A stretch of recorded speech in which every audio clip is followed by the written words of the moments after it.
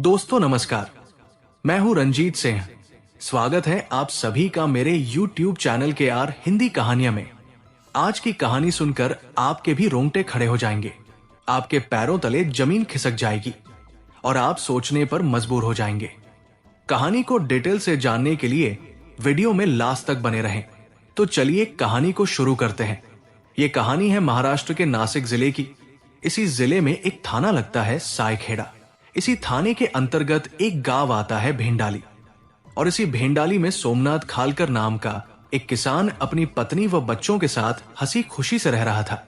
उसने अपने खेतों की सिंचाई के लिए खेत में बोरवेल लगवाने की इच्छा जाहिर की तो पत्नी ने भी हामी भर दी।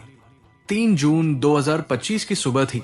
सब कुछ वैसे ही चल रहा था जैसे आम दिनों में चलता था, लेकिन औरंगपुर के पास गधोली नाले के किनारे कुछ ऐसा मिला जिसने पूरे इलाके में हलचल मचा दी। नाले के पास एक आदमी की लाश पड़ी मिली। जैसे ही लाश की खबर लगी, वहां भीड़ इकट्ठी हो गई।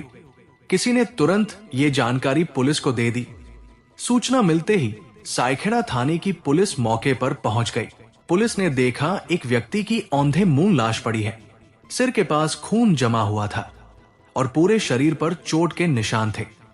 पुलिस पंचनामा कर ही रही थी कि भीड़ में किसी ने धीरे से कहा, ये चेतिया है। फिर किसी और ने बताया, ये सोमनाथ खालकर की बोरवेल की खुदाई के लिए आया था। इतनी जानकारी पुलिस के लिए काफी थी। अब धीरे धीरे मामला खुलने लगा था। पंचनामा पूरा होने के बाद पुलिस ने शव को पोस्टमार्टम के लिए नासिक के सिविल अस्पताल भेज दिया।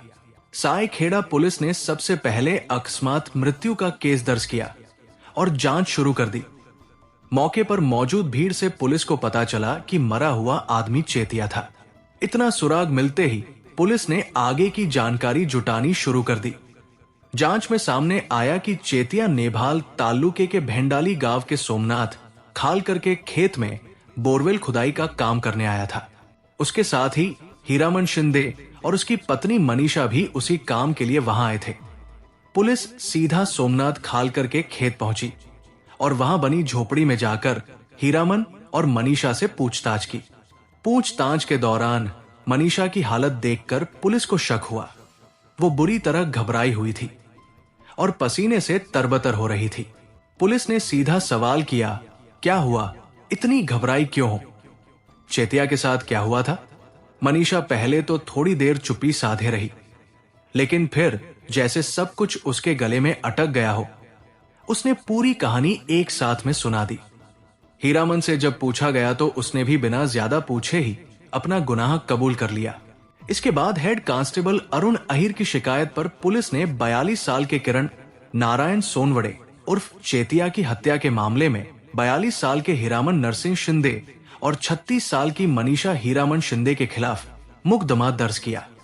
उन पर आईपीसी की धारा 302 हत्या, 201 सबूत मिटाना और 34 साझा साजिश के तहत केस दर्ज हुआ और पुलिस ने दोनों को गिरफ्तार कर लिया। फिर जो कहानी सामने आई उसे सुनकर पुलिस भी कुछ देर के लिए चुप हो गई। पुलिस ने बहुत से कैसे देखे थे, लेकिन ये मामला कुछ अलग था। पूछताछ में जो कहानी सामने आई वो कुछ इस प्रकार थी। नासिक जिले के निफाड़ तालुका में भेंडाली नाम का एक गांव है।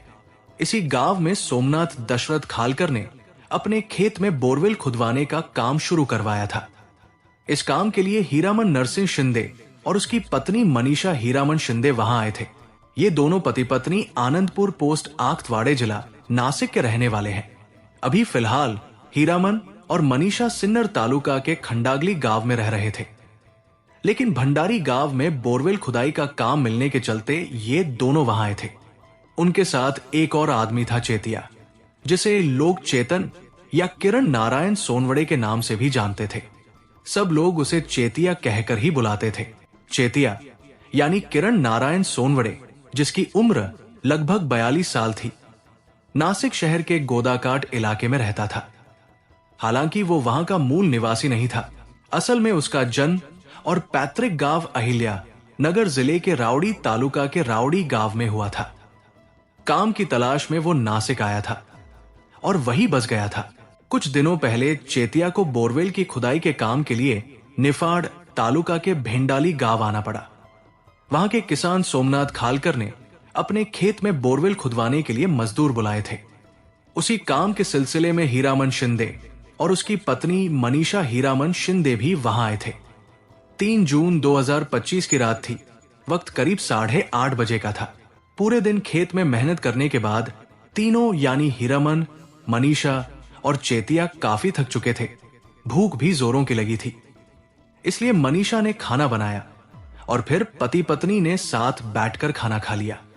खाना खत्म होने के बाद मनीषा बर्तन धोने के लिए झोपड़ी के बाहर चली गई। बाहर पीले बल्ब की हल्की रोशनी थी। मनीषा अपने काम में मगन थी। उधर हीरामन झोपड़ी के अंदर आराम कर रहा था।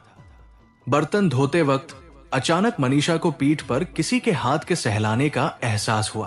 पहले उसे लगा कि शायद उसका पति ही होगा, लेकिन वो स्पर्श कुछ अजीब था। उसने जैसे ही पलटकर देखा ली, सामने चेतिया खड़ा था। मनीषा घबरा गई। वो उसे झटक कर हटाना चाहती थी, लेकिन चेतिया ने उसे पकड़ लिया और जबरदस्ती करने की कोशिश करने लगा। मनीषा को गुस्सा आ गया। उसने खुद को छुड़ाया और पास पड़ी एक ईंट जैसी भारी चीज उठाकर सीधे चेतिया के सिर पर दे मारी। जब मनीषा ने गुस्से में चेतिया के सिर पर पत्थर मारा तो वो लड़खड़ा गया।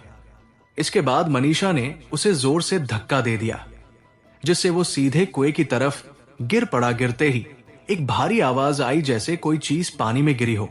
अंदर झोपड़ी में बैठे हीरामन ने ये आवाज सुनी तो उसे शक हुआ कि कुएं में कुछ गिरा है। वो दौड़कर बाहर आया। बाहर मनीषा कुएं की तरफ देखती हुई खड़ी थी। उसका चेहरा घबराया हुआ था।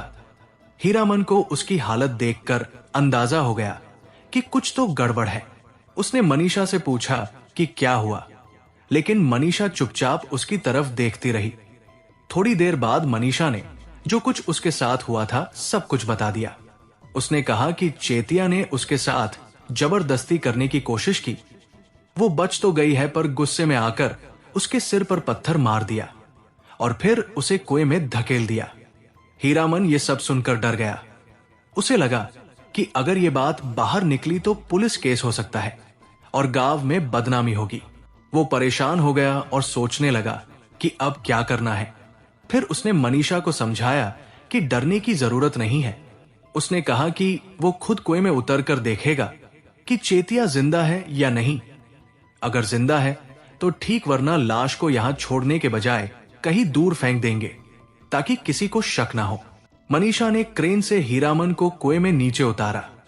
नीचे जाकर हीरामन ने चेतिया को मचान पर रखा और उसे ऊपर खींच लिया, लेकिन तब तक चेतिया की मौत हो चुकी थी। उसके माथे पर गहरी चोट लगी थी, जिससे काफी खून बह चुका था।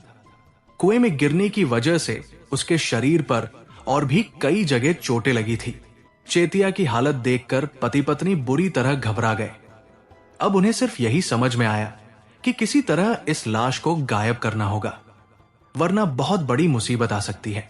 हीरामन ने अपनी पत्नी मनीषा की मदद से चेतिया का शव मोटरसाइकिल पर रखा, खुद गाड़ी चलाने बैठा और पीछे मनीषा चेतिया के शव को थाम कर बैठ गई।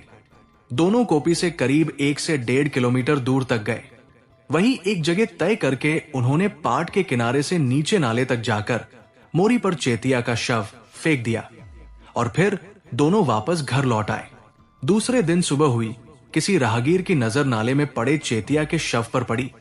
उसने तुरंत इसकी सूचना गांव वालों को दी और बात जल्दी ही साय खेड़ा पुलिस तक पहुंच गई। जैसे जैसे पुलिस ने जांच आगे बढ़ाई तो पुलिस हीरामन और उसकी पत्नी मनीषा तक पहुंच गई। इस तरह शक, गुस्से और डर के कारण हुई एक हत्या की गुत्थी सुलझ गई और पुलिस ने दोनों और आरोपियों को गिरफ्तार कर लिया। मनीषा और हीरामन सजा से बच सकते थे अगर उन्होंने उस रात जो कुछ हुआ था उसे सच सच पुलिस को बता दिया होता। अगर चेतिया ने वाकई में मनीषा के साथ जबरदस्ती करने की कोशिश की थी और उसने खुद को बचाने के लिए पत्थर मारा था, तो वो आत्मरक्षा में किया गया काम माना जा सकता था। कानून में इसकी गुंजाइश होती है, लेकिन गलती वहां से शुरू हुई जब उन्होंने चेतिया को मारने के बाद सच्चाई छुपाई, शव को छुपाने की कोशिश की, उसे खेत से दूर ले जाकर फेंका और फिर जैसे कुछ हुआ ही नहीं वैसे वापस अपने काम पर लौट गए। यही हरकतें उन्हें कानून के नजरों में अपराधी बनती है। अगर वो डरने के बजाय उसी वक्त पुलिस को बुला लेते, जो कुछ हुआ था खुलकर बता देते, तो शायद ये मामला हत्या का नहीं बल्कि आत्मरक्षा का बनता। सजा हो भी सकती थी, लेकिन बहुत हल्की होती, या शायद उन्हें सजा मिलनी ही नहीं। लेकिन जिस तरह से उन्होंने सबूत मिटाने की कोशिश की, वो ये दिखाता है कि उन्होंने सच छुपाकर कानून को गुमराह किया। अदालत में यही बात भारी पड़ती है। इसलिए अब उनका बचना मुश्किल है, क्योंकि उनके कामों से ये नहीं लगता कि उनका इरादा सिर्फ बचाव का था। कहानी में अगर गलती से जान गई थी, तो उसके बाद जो किया गया वो सब चीज उन्हें दोषी बना देती है। दोस्तों, इस कहानी को सुनाने का उद्देश्य किसी का दिल दुखाना नहीं है, किसी को परेशान करना नहीं है, बल्कि आपको जागरूक करना है और आपको सचेत करना है, ताकि आप लोग सतर्क रहें और सावधान रहें। तो दोस्तों, कैसी लगी ये स्टोरी कमेंट जरूर करें, वीडियो को लाइक करें और अपने दोस्तों को शेयर भी करें। और आपसे गुजारिश है कि मेरे चैनल को सब्सक्राइब जरूर करें और कमेंट बॉक्स में अपना नाम और कहां से देख रहे हैं, अपने शहर का नाम जरूर लिखिएगा। फिर मिलेंगे ऐसी ही किसी सच्ची स्टोरी के साथ। तब तक के लिए धन्यवाद।